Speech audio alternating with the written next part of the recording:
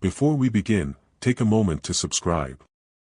Sometimes, the most powerful stories are whispered from dark corners. And when you hear them, you'll never forget. The basement was never meant to hold children. And yet, 9-year-old Liam Carter pressed his spine against the freezing wall of that dim concrete box, trying to find even the smallest ounce of comfort for his left leg, fractured, bruised, and swelling with every heartbeat. The injury had happened 2 days ago, and the sound of it, like dry wood snapping underfoot, still echoed in his mind. Rick's boot had done that. Liam hadn't screamed then. He wouldn't now. Next to him, curled up on the stained foam mat that pretended to be a bed, 6-year-old Noah, his little brother, shivered in thin pajamas that clung to his bony limbs. His blue eyes, too much like their mother's, were raw from crying earlier, though the tears had long dried. What was left now was the silence. The kind of silence that settles in when you know the crying won't help. "I'm hungry," Noah whispered, barely a flutter of breath.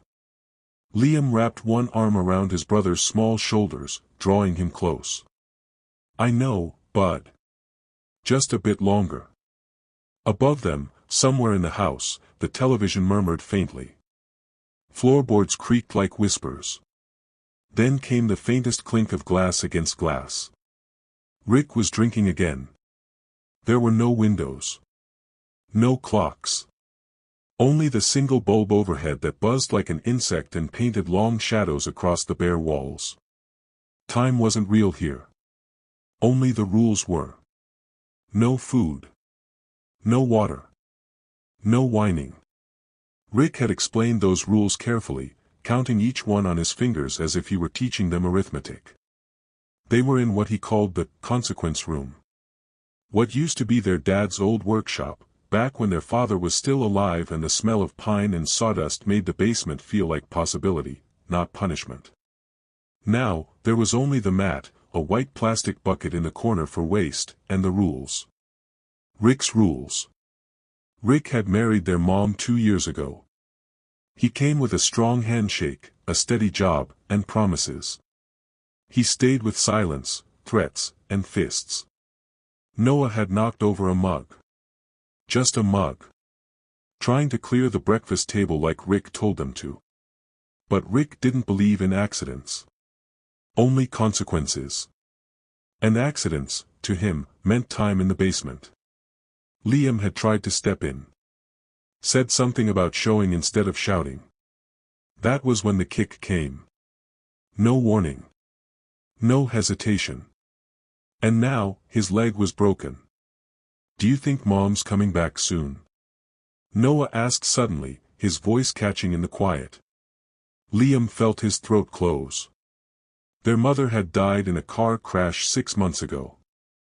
But Noah still talked about her like she was just away. It hurt to lie, but it hurt more to tell the truth. "I bet she's thinking about us right now," Liam said. That was what he did. He lied gently. Soft lies. Lies that Noah could rest his head on. Their mom had known something. Not all of it, but enough. Enough to see how the boys always seemed tired, why Liam flinched when Rick raised his voice, why Noah wet the bed again. But she had been exhausted, grief was like fog in her brain. When Rick came with his strong arms and steady paychecks, she had chosen stability. The stairs creaked. Noah froze.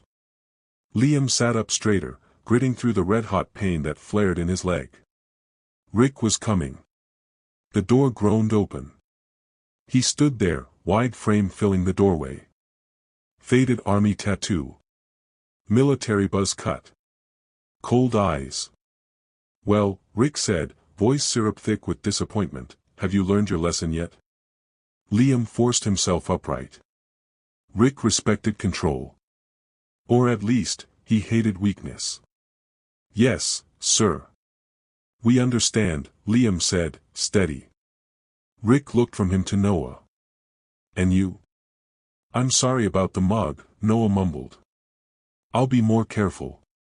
Rick nodded, satisfied like a teacher with obedient students. "Good. Up." You've got 10 minutes to wash and be at the table. I made dinner. Dinner was soup. Burnt toast. Silence. Afterwards, Liam washed dishes. Noah dried. They moved like clockwork, silent gears in Rick's machine. Tomorrow was Saturday. Rick mentioned a new project. Fixing up the basement. Adding shelves. Making the space more useful. Liam's stomach twisted. That room didn't need improvements. It needed to be erased from the earth. As they brushed their teeth that night, Noah whispered, "Sometimes my legs hurt too. After he grabs me." Liam crouched to eye level. He saw the faint bruises on Noah's arms. Fingerprints. Proof. "That's not normal," Liam said softly. "That's not how grown-ups are supposed to treat kids." "But Mom said mistakes mean learning," Noah said. "No," Liam replied. "Some people just use pain to control. That's not love." Noah looked thoughtful. "Do other kids have punishment rooms?" Liam stared at the ceiling, the shadows of the house dancing across the walls. "No," he whispered. "They don't." And as Noah drifted to sleep beside him, Liam made a silent vow. One day, they'd leave. Somehow. They would never see that room again. The night crept in slow and silent, like it always did in the basement. Time bent in strange ways down there, stretching, looping, disappearing altogether. Liam lay awake, eyes fixed on the water-stained ceiling, every inch of his body aching, but none more than his leg. The pain had changed. It wasn't sharp now, it pulsed, deep and low, with a heat that made his breath catch every few minutes. That wasn't normal. Even Liam, at 9, could tell the difference between pain you could walk off and pain that warned you something inside was going very, very wrong. Next to him, Noah clutched his stuffed polar bear, the one their mother had sewn together the Christmas before she died. One eye was missing. The seams were loose.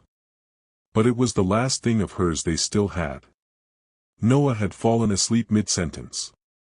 He'd been talking about their mother again, how maybe she was just lost, trying to find her way back. Maybe she'd gotten on the wrong bus. Maybe she was at the beach, waiting for them. Liam didn't have the heart to tell him the truth. Truth was crueler than any lie. And then Liam smelled it. Not all at once. Just a hint, a whiff. Acrid. Bitter. Smoky. His body reacted before his mind did. He sat up fast, too fast. His head spun. The pressure in the room felt off. The air felt thicker. Something was wrong. He nudged Noah. "Wake up," he whispered. "Noah, get up." Noah blinked. "Huh? Do you smell that?" Noah sat up, sniffed. His small face scrunched. "It smells like when Rick burns toast. But worse." Liam limped to the door, using the wall for balance. Every step was a war with his leg. But the smell, the warmth in the air that hadn't been there earlier, it pushed him forward. He pressed his ear to the wood. He heard it. Crackling. A sound like paper crumpling but deeper. A distant hiss. And silence from above. No TV. No footsteps. No drunken muttering. Only the fire. His pulse jumped. "Noah," he said, "urgent now. There's a fire. Upstairs." The words hung in the air like static. Noah froze. "Will Rick get us?" Liam's stomach dropped. Rick. Of course. He had locked them in. Like always. Rick had the keys. Rick had the power. Except Rick wasn't answering. Liam pounded on the door. "Rick. Rick, the house is on fire. Open the door." Nothing. Smoke was beginning to slip under the frame. Wisps at first. Then more. Liam's eyes burned. Rick. Still nothing. Noah had started coughing. A dry, raspy cough that sounded too big for his tiny chest. He clutched his stuffed bear tighter. Why won't he open it? Liam didn't answer. Because maybe Rick couldn't. Maybe Rick was passed out drunk. Maybe he'd already run. Maybe he was dead. Or maybe, he just didn't care. Liam scanned the room. There had to be a way. The window was too small. The walls too thick. But the door frame. That might be their only chance. Noah, help me move the mat. Against the wall. Stay behind it. Why? I'm going to break the door. But how? Liam hobbled to the old weight bench in the corner. Rick's forgotten home gym. He found it, a thick metal bar, part of a disassembled dumbbell rack. Cold. Heavy. He gritted his teeth, limped to the door, and took aim. The first hit made his arms vibrate. The second made his broken leg nearly buckle. The third, something cracked. Noah peeked over the mat. It's working. Stay down. Liam shouted, coughing now. The smoke was filling the room. His eyes watered. His throat burned. He kept swinging. On the sixth hit, the wood splintered. On the seventh, he shoved the bar between the cracks and pried. With every ounce of strength he had left, he pulled. The frame groaned. The lock snapped. The door flew open. Smoke rushed in like a monster. Noah. We're going. Liam grabbed his brother's hand. They stumbled toward the stairs. Each step was fire. Not from the flames, but from the agony in Liam's leg. The heat hit them like a wave when they reached the top. The kitchen was on fire. Real fire. Cabinets melting. Curtains ablaze. Rick's recliner glowing with embers. Rick. There he was. Collapsed near the hallway. Bottles scattered. Face down. Is he okay? Noah asked. Liam didn't answer.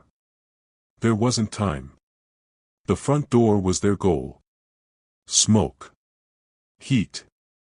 Flames. They crawled. Low and fast. Then, a crash. A burning beam fell between them and the exit. Noah screamed. Liam felt his brother's grip loosen. Blood. Noah had been hit. He was bleeding. Crying. Shaking. Liam didn't think. He scooped him up. Pulled him under the smoke. 1 step. 2. The door was there. Locked. No. No. He fumbled. His fingers didn't work. The world was spinning. Everything was black and orange and screaming. He turned the knob. It opened. They fell into the front yard. Cold air slapped their faces. Grass. Real grass. Liam collapsed. His last thought before the dark came wasn't fear. It was relief. They were out. They were free. Smoke still clung to their skin. The grass beneath Liam's cheek felt damp and cold, like an old towel left in the rain. For one long, empty moment, he couldn't move. Couldn't think. Could only feel the world spin around him. Air was in his lungs, but it scratched like sandpaper. His ears rang with the echo of collapsing wood and the roaring snarl of fire. Then. Noah. The name shot through him like lightning. He forced his eyes open. Blinked. Next to him, his little brother lay still, his chest rising, shallow but rhythmic. His hand still clutched the stuffed polar bear. Liam let out a sound somewhere between a sob and a gasp. He reached for Noah, pulling him close. They had made it. Somehow. Against every rule Rick had taught them. Against the locked door, the smoke, the pain. They had gotten out. Liam coughed so hard he doubled over. His leg, now throbbing worse than ever, felt like it was on fire from the inside. He could no longer put any weight on it. But that didn't matter. They were out. That was all that mattered. Or so he thought. Because then, the house behind them groaned. A deep, guttural sound. Then a boom. A window shattered. Glass sprayed across the lawn. The fire was eating everything. And Rick. Rick was still inside. Was he alive? Did it matter? Liam felt the guilt try to rise, but it couldn't outrun the relief. Across the street, a woman screamed. Carol Henderson had been watering her roses when the smoke first appeared. At first, just a curl above the Miller rooftop. But now, flames. She dropped the hose, shouted for her husband. Tom. It's the Carter's house. Tom emerged in flannel and slippers, newspaper still in hand. But one glance at the scene turned him from retired postman to emergency responder. Carol was already running. The boys on the lawn, soot-stained, clothes torn, one bleeding, the other limp. "Oh my God," she whispered. "Tom, call 911. Now." Tom didn't need the reminder. His phone was already at his ear. 2 children, he was saying. Pulled themselves from a burning house. 1 unconscious. 1 injured. Carol knelt beside them. Her hands hovered before settling on Liam's cheeks. "Sweetheart. You're safe now. Do you hear me? Safe." Liam blinked slowly. His body was shutting down. His thoughts blurred at the edges. But he felt it. Warm hands. Gentle voice. "Not Rick. Is my brother okay?" "He's breathing," Carol said. "He's going to be fine. Just hold on." She turned to the growing circle of neighbors. Blankets. Water. And someone clear a path for paramedics. Sirens, in the distance now, wailed like wolves. Help was coming. Carol checked Liam's leg. Her nursing instincts kicked in like muscle memory. Broken. Swollen. Old injury. How long had he been walking on it? And then, she saw the bruises. Fingerprints. Faded yellow and purple on the boy's arms. Not new. Not from the fire. The front of the house collapsed with a thunderous roar. No one was thinking of Rick anymore. Not until Liam whispered. He locked us in." Carol turned. "What, honey?" Liam's eyes were glassy, but focused. "The door," he rasped. "It only opens, from the outside." A silence rippled outward. The neighbors. Tom. Even the sirens seemed to dim. "What do you mean?" Carol asked gently. Liam coughed. "Rick, he locks us in. When we're bad. Says we need to think. In the basement. It's his punishment room." Carol's blood ran cold. "You mean, you were trapped down there?" He nodded. "I broke the door. With a pipe. I had to." Carol stared at him. Not just with horror. But with awe. A 9-year-old. With a broken leg. Saved his brother. Escaped a burning prison. Behind them, the fire trucks arrived. Hoses hissed. Firefighters surged. But nothing would ever burn away what those boys had been through. Not fire. Not water. Only truth. And it had just begun to come out. Carol Henderson didn't waste time. She'd been a nurse for nearly 30 years before retiring, but instincts like hers never dulled. Her fingers moved swiftly, checking Liam's pulse, noting the color of his lips, the sluggish movements in his limbs, the shallow way he breathed. It wasn't just exhaustion, it was trauma. Smoke. Pain. Shock. And his leg. She didn't need x-rays to know it was broken, and not just recently. The swelling, the faint discoloration of old bruising, the awkward way he held it, protective and resigned, it told a story she'd seen too many times before. A story of a wound no adult had seen to. A story no child should ever live. "Tom," she said, without looking away from Liam, "tell them to bring oxygen. And a pediatric trauma kit." "They're 5 minutes out," Tom replied, still on the phone, pacing. Noah stirred beside his brother. A whimper, a twitch. His small hand fumbled for the stuffed bear still pressed to his chest. Carol leaned over and gently swept soot from his forehead. "Sweetheart," she murmured, "you're safe now. We've got you." The little boy moaned something unintelligible, but she could see his lips move. She leaned in. David. It wasn't a name she recognized. But it didn't matter. He was calling for his brother. The fire crews arrived in a storm of sirens and red light. In seconds, the quiet suburban morning was swallowed by noise, orders barked over radios, water jets hammering the flames, boots pounding pavement.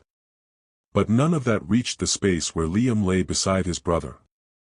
All he heard was Carol's voice. "You're safe now." And then, a question. "What did you say, sweetheart?"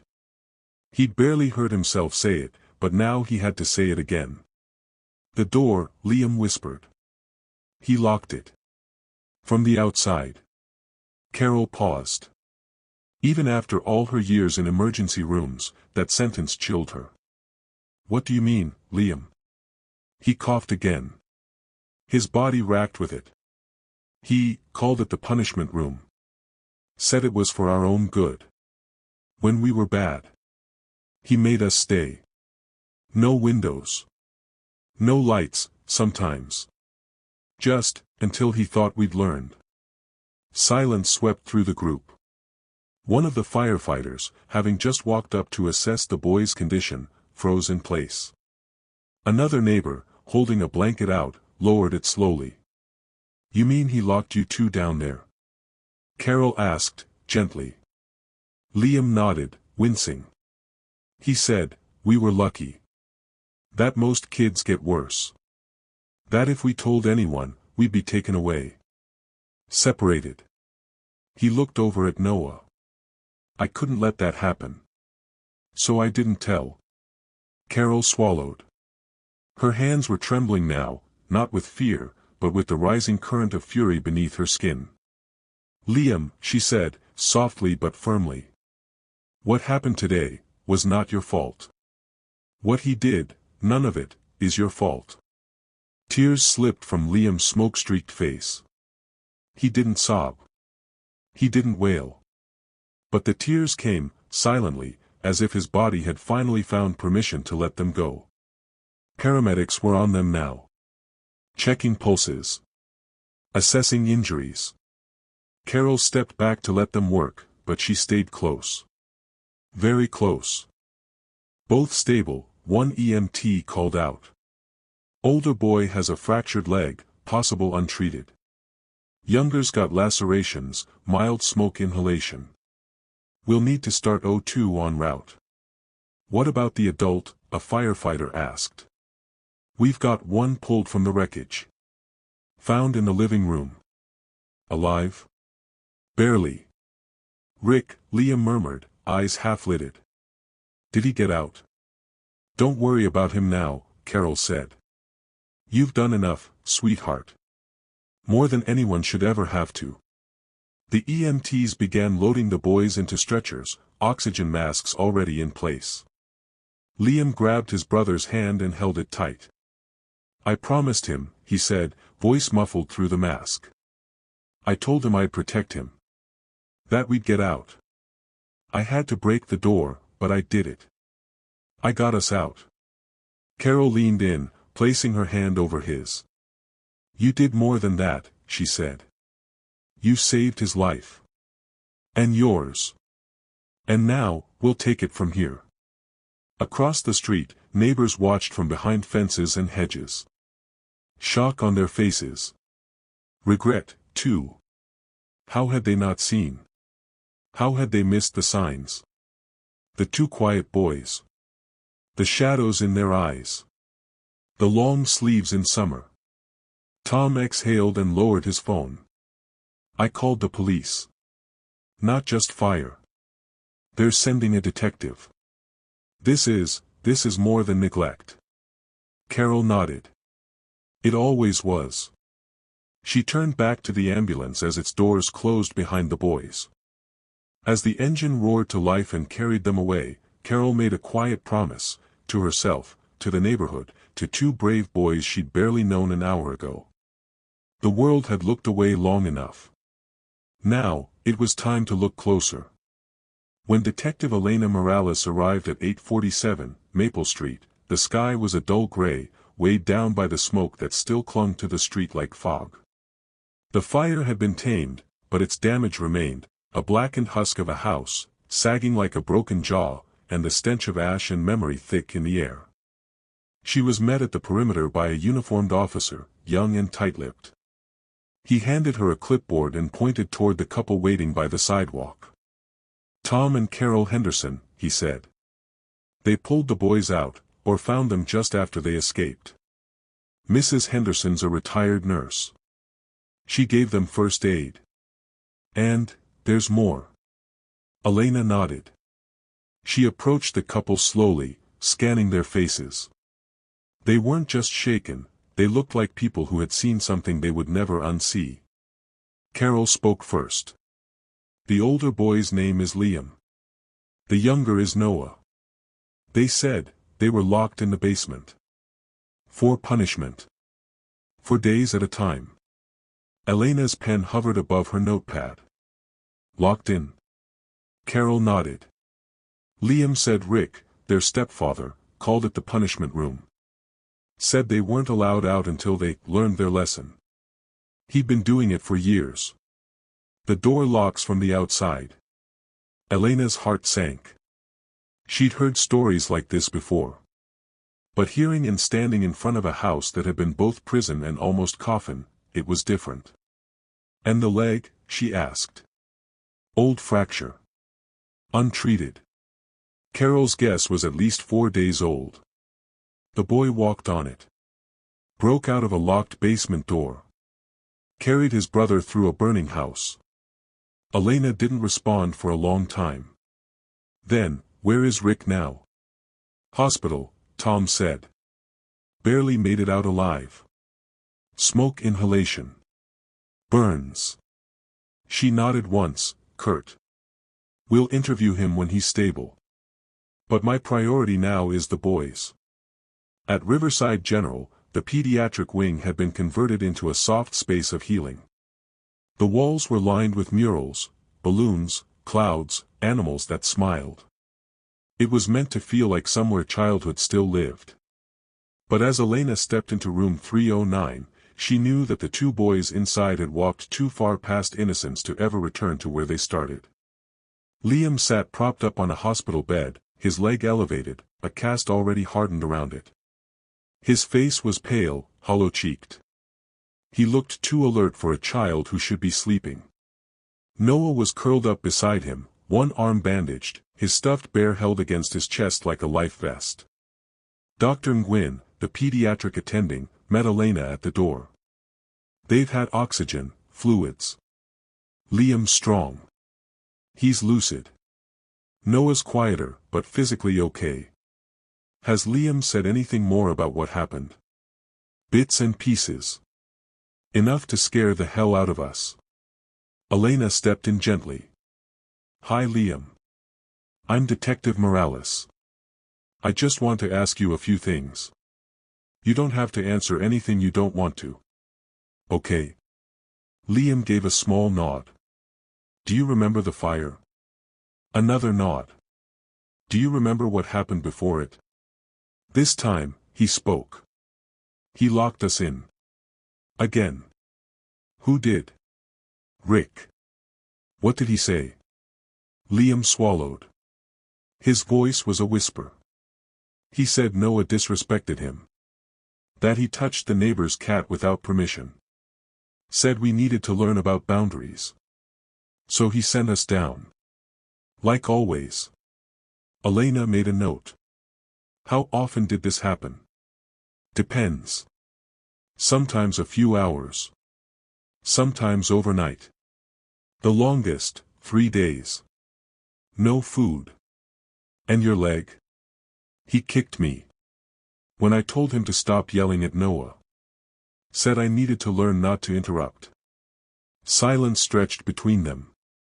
Even the machines seemed to hush. Elena spoke quietly.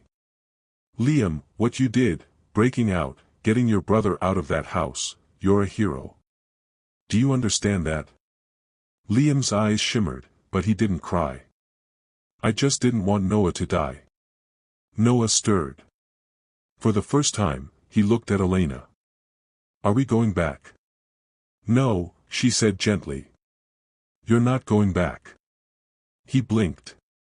But Rick said if we told, they'd take us away. Make us live far apart. Carol Henderson stepped into the room behind them, her voice soft. They won't. I promise you, sweethearts. You're not being separated. Not now. Not ever again. Elena watched the way Noah leaned into Carol's side without hesitation, like he'd already chosen her as safe. She turned to Liam. One last question. Do you know why Rick did this? Liam was quiet for a long time. Then, he said it was to make us better. More respectful. But I think it made him feel big. Elena closed her notebook.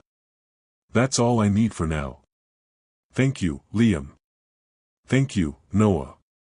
As she stepped out into the hallway, Elena let herself exhale for the first time. This wasn't just a case anymore. It was a reckoning. Detective Elena Morales settled into the cold, sterile interview room of the Riverside Police Department, the weight of what she was about to uncover pressing on her chest like a physical burden. Across the table sat Liam Carter, a boy whose age belied the depth of his sorrow and strength.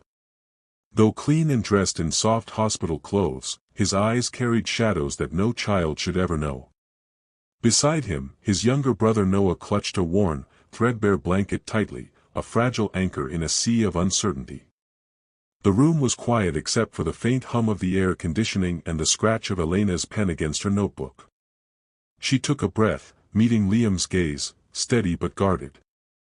Liam, she began, her voice calm but steady, I know this is really hard, but I need you to tell me everything about that room, the punishment room. I want to understand what you and Noah had to go through. Liam's small hands trembled slightly on his lap. His throat worked for a moment before words began to tumble out, hesitant but resolute. It was like being trapped in a nightmare. No windows, just cold walls made of concrete, rough, gray, and damp. The air smelled like dust mixed with fear. That's all we breathed down there. His voice cracked on the word fear, betraying the trauma beneath his calm exterior. He swallowed and forced himself onward. Rick, our stepfather, locked us in whenever he said we'd been bad. Sometimes it was only for a few hours. Other times, days. 3 days once after Christmas. No food, no water, just that, silence. His eyes flickered toward Noah, who squeezed his hand in response. Liam's lips tightened. The only thing we had was a thin, dirty mattress to lie on and a bucket. One bucket for water, and another, for everything else. You don't think about that stuff when you're little, but after a while, it's all you see. Noah's face was pale and pinched, the weight of the memory heavy even on his 6-year-old shoulders. He sat quietly, his grip on Liam's hand like a lifeline connecting them through the darkness. Elena listened, her pen racing to capture every detail. She felt the chill of the story seep into the sterile walls of the room, a story of neglect, fear, and unthinkable isolation. And Rick, she prompted softly. Did he ever come down to check on you? Liam's eyes flicked toward the door for a moment, as if hearing that tormenting presence behind it still. Sometimes. But mostly, he just left us there. We could hear him, laughing sometimes, watching TV, drinking beer. Like we didn't exist. His voice fell almost to a whisper. Tears shimmered in Liam's eyes, but he fought to hold them back. I didn't want Noah to be scared. I didn't want him to think that was normal. Elena felt a lump in her throat. You were incredibly brave, Liam. Breaking down that door, dragging Noah out of the fire, it was an act of pure courage. Do you understand how special that is? Liam managed a faint, weary smile, the kind that came from too many years of carrying the weight of grown-up fears. I just wanted to keep him alive. After Mom died. I couldn't lose him too. The room settled into a heavy silence, only broken by the distant beeping of monitors and the soft rustle of papers. Elena gently closed her notebook. Thank you, Liam. Sharing this helps us protect you and Noah, and other children who might be in the same danger.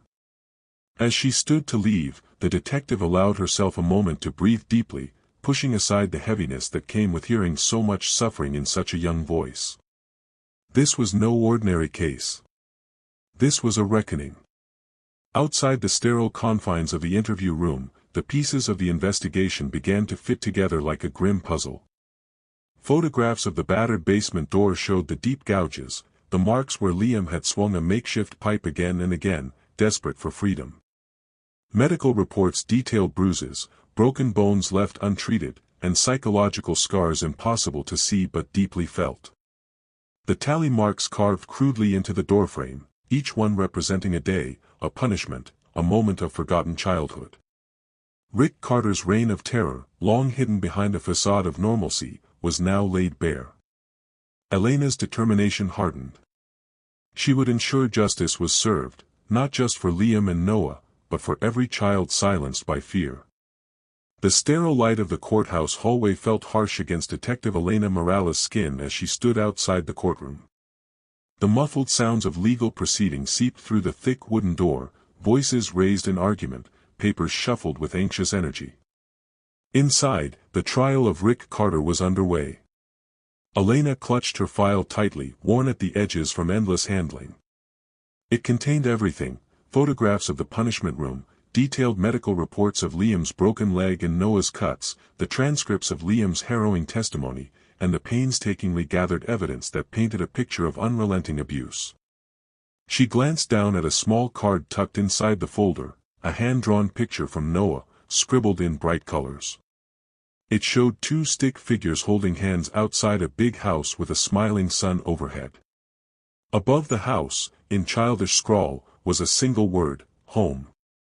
The image broke something inside her, the fierce hope of a child who had known so much darkness but still believed in light. Inside the courtroom, Liam sat on the witness stand, his hands folded in his lap, his legs carefully propped to avoid pain. His eyes, once dull and shadowed, now held a glimmer of cautious strength. He wasn't just a victim anymore, he was a voice. A beacon. The prosecution called him forward. Elena watched as Liam took a deep breath, his small frame straightening under the weight of attention. The room fell silent, every eye fixed on the boy who had survived a nightmare most adults could barely imagine. The lawyer's voice was gentle but direct. Liam, can you please tell the court what it was like living in that basement? Liam's voice was steady, clear, but filled with quiet sorrow. It was like being invisible. The walls were cold and hard. There was no sunlight, no windows to see outside. Just a mattress on the floor and two buckets. One for water, one for other things. We were locked in there whenever Rick said we were bad. He paused, swallowing hard, as the memories threatened to overwhelm. Sometimes it was for a few hours. Other times, days. I remember one time after Christmas, it was 3 days. No food. No water except from the bucket. I was scared, so scared. Noah, sitting beside him, clutched the edge of his seat, his small body trembling slightly. He didn't speak, but his eyes told their own story, one of pain and resilience intertwined. The courtroom hung on Liam's words. "Did anyone ever come to check on you?" Liam's gaze dropped to the floor. "Sometimes Rick came down. But most of the time, he left us alone. We could hear him upstairs, drinking, laughing, like we weren't there." The lawyer nodded gently. "And what happened when the fire started?" Liam looked up, his eyes fierce now, burning with determination. "I knew we had to get out. The door was locked from the outside, so I broke it with a pipe. It hurt, my leg was broken, but I didn't care. I had to get Noah out. We crawled up the stairs through the smoke and fire. I kept telling him to stay close." Elena felt a lump in her throat. The bravery of this small boy defied explanation. "Thank you, Liam," the lawyer said softly. "Your courage saved your brother's life." Outside the courtroom, families whispered among themselves. Some nodded with quiet approval, others wiped tears from their eyes. Rick Carter sat at the defendant's table, gaunt and pale, his hands cuffed. His eyes darted nervously, a far cry from the imposing man who had ruled his household with terror. As the trial unfolded, evidence piled against him, neighbors' statements, photographs of the punishment room with its deep scratch marks and tally counts, testimony from teachers who had noticed bruises but were never allowed to probe deeper, medical experts confirming years of neglect. Each piece of proof painted a damning portrait of cruelty, of a man who had twisted discipline into abuse. Back at the hospital, Liam and Noah's lives were slowly beginning to heal. The Hendersons had completed the legal process to become their guardians, and the boys now lived in a warm, loving home filled with laughter and safety. Therapy sessions were regular. Noah found expression through drawing and play, while Liam struggled with words but found strength in sharing his story. One evening, Liam sat with Carol Henderson on the porch, watching the sun set behind the trees. "Do you think I'll ever feel normal?" he asked quietly. Carol smiled gently, her eyes full of hope. "Normal is a big word. But you're going to feel safe, loved, and free. And that's everything." Liam nodded, clutching his stuffed bear. "I want to be a hero for other kids like me." Carol reached out, squeezing his hand. "You already are." The Riverside community was still grappling with the shock when news of Rick Carter's arrest spread. The quiet neighborhood of Maple Street seemed quieter now, as if a collective breath had been held and not yet fully released. At the Riverside Children's Center, Liam and Noah began attending counseling sessions tailored to help children recovering from trauma. The center's walls were painted with soft pastel colors, covered in cheerful murals of trees and animals, designed to be a sanctuary from their painful memories. Liam's counselor, Dr. Miriam Chen, was a warm presence, patient, gentle, and unwavering in her commitment to help him rebuild his fractured sense of safety. Their sessions were not just about talking. Often, Liam would sit silently, tracing patterns in the clay or building worlds with wooden blocks, creating stories where he was safe and in control. One afternoon, Liam looked up at Dr. Chen with a vulnerability he rarely showed. "Sometimes," he said softly, "I feel like I'm still trapped. Like the punishment room is inside my head." Dr. Chen nodded, her voice soft but firm. "That's normal, Liam. Trauma lives inside us long after the physical danger is gone. But with time, and with help, those walls can come down. You're already strong enough to start." Noah, younger and less verbal, found his voice through art. His drawings were vivid, showing the basement, the locked door, but also the new home with open windows and bright sunlight. Each image a small step towards healing. Meanwhile, Detective Morales worked tirelessly behind the scenes. Building a case that would ensure Rick Carter faced the full weight of the law wasn't just about collecting evidence, it was about piecing together a mosaic of years of suffering, a narrative that no jury could ignore. She met with social workers, medical experts, and the Hendersons, gathering testimonies and building a comprehensive profile of Rick's pattern of abuse. The community, too, began to awaken. Neighborhood watch groups formed, parents discussed openly the signs of abuse they'd missed, and a local campaign was launched to educate families about child protection and mental health. Carol Henderson, once simply a kind neighbor, found herself at the heart of this movement, her role expanding from rescuer to advocate. "I just couldn't stand the thought of those boys suffering in silence," she said at a community meeting, her voice steady despite the tears she'd shed privately. Her words resonated, lighting a spark of awareness that rippled through the town. Back at the courthouse, the trial was entering its critical phase. Rick Carter's defense tried to paint him as a flawed but loving stepfather, arguing that his discipline was harsh but meant to teach respect. But the testimony from Liam was unshakable, a vivid, heart-wrenching account that left the courtroom breathless. Liam's voice faltered only once, when describing how Rick had kicked him, breaking his leg. But his resolve was stronger than ever. "No child deserves to be treated like that," he said firmly. "No child should ever be locked away in a dark room as punishment. That's not discipline. That's cruelty." The jury listened in silence. As the days passed, the boys began to reclaim pieces of their childhood, tentative first steps into school hallways, cautious laughter during family dinners with the Hendersons, quiet moments of peace in their new bedrooms painted bright blue and yellow. Each day was a victory. A building block towards a future once thought impossible. Winter had draped Riverside in a soft blanket of frost, turning the streets of Maple Street into quiet avenues lined with shimmering icicles and bare trees. Yet inside the cozy home of Tom and Carol Henderson, warmth radiated in every corner. It was a refuge, a place where Liam and Noah were learning, day by day, that safety wasn't just a word, but a feeling. Liam sat by the window, his blue cast gleaming under the sunlight filtering through the curtains. His gaze lingered outside, watching snowflakes drift lazily to the ground.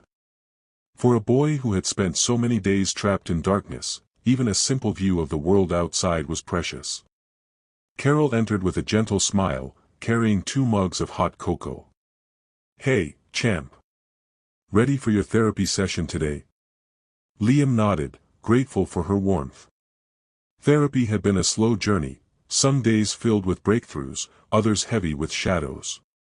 But with Dr. Miriam Chen's help, he was beginning to unravel the tangled web of fear and guilt Rick had left behind. "Sometimes I think about the punishment room," Liam admitted softly as he took a sip, "like it's still there, lurking in my mind." Carol sat beside him, her voice soothing. "Those memories will always be a part of you. But they don't have to control you. You're stronger than that room. Stronger than what Rick wanted you to believe." Noah appeared, his cheeks flushed from the cold outside. He clutched a fresh drawing, a sun shining over 2 stick figures holding hands. "Look," he said shyly, holding it out. "This is us. In our new home." Liam smiled genuinely for the first time in days, the weight of the past easing just a little. Meanwhile, the courtroom battle reached its climax. The prosecution's case was airtight, their evidence painstakingly gathered by Detective Morales and her team. The judge listened intently as witnesses testified, social workers detailing the boys' behavioral changes, pediatricians describing physical and emotional scars, and neighbors recounting their suspicions and regrets. Rick Carter's defense tried to sow doubt, arguing discipline was necessary, and accusations exaggerated. But the jury saw through the facade. The pivotal moment came when Liam took the stand again, recounting the fire, the desperation, the pain, and the incredible courage it took to break free and save his brother. The courtroom was silent, hanging on every word. When the verdict was announced days later, relief washed over the Henderson household like a gentle tide. Guilty on all counts. Rick Carter would face years behind bars, years during which Liam and Noah could finally begin to heal without fear. But justice was only part of the story. Healing would take time, patience, and love. Tom and Carol dedicated themselves fully to the boys' recovery. They transformed their home into a haven, filled with laughter, music, and the scent of freshly baked cookies, things Liam and Noah had never known but were now learning to cherish. The community rallied around them, offering support through school, therapy, and friendship. Liam found strength in helping others, volunteering to speak about child abuse awareness at local events, turning his pain into purpose. Noah blossomed in soccer practice, his confidence growing with each goal scored. Together, they were rewriting their story, one filled with hope, courage, and the unbreakable bond of brotherhood. The soft glow of morning light filtered gently through the lace curtains of the Hendersons' home, casting warm patterns on the walls that had witnessed so much change, from fear and darkness to safety and love. Liam stirred awake in his bedroom, the once sharp edges of pain in his broken leg now softened by time, care, and the skilled hands of surgeons and therapists. His blue cast, once a stark reminder of cruelty, had become a symbol of resilience, a badge of battles won. He blinked slowly, taking in the familiar comfort of his new world, toys neatly arranged, shelves filled with books and drawings, walls painted with bright colors his little brother Noah had helped choose. Downstairs, the smell of fresh pancakes, real ones, not burnt toast, wafted upward, drawing a smile to Liam's lips. The sound of laughter, genuine, unguarded, drifted up from the kitchen, a melody that once seemed impossible. As he padded down the stairs on his good leg, Noah bounded up to him, clutching his favorite stuffed elephant, their small hands meeting in a silent pact of brotherhood and survival. At the kitchen table, Tom and Carol Henderson waited, their eyes filled with a mixture of pride and tenderness that only those who had fought hard to protect could know. "You ready for school today, Liam?" Carol asked, pouring syrup over the pancakes. Liam nodded, the weight of the past lifting just a little more with each new day. "I'm ready," he said, voice steady and hopeful. Outside, the world was awakening anew too. Maple Street, once shadowed by silence and secrets, now buzzed softly with life. Neighbors greeted each other with warmth, the community forever changed by the story of two brave boys who refused to be broken. Detective Elena Morales stood on the porch of the Henderson home later that day, watching Liam and Noah playing in the yard, the sun setting behind them, painting the sky with hues of gold and pink. She allowed herself a rare smile. Justice had been served, but more importantly, life was being rebuilt, piece by piece, day by day. Thank you for journeying with us through Liam and Noah's story, a tale of darkness, courage, and the enduring power of hope. If this story touched your heart, if it inspired you or made you reflect, please consider subscribing to our channel. Your support means the world and helps us bring more stories that matter to light.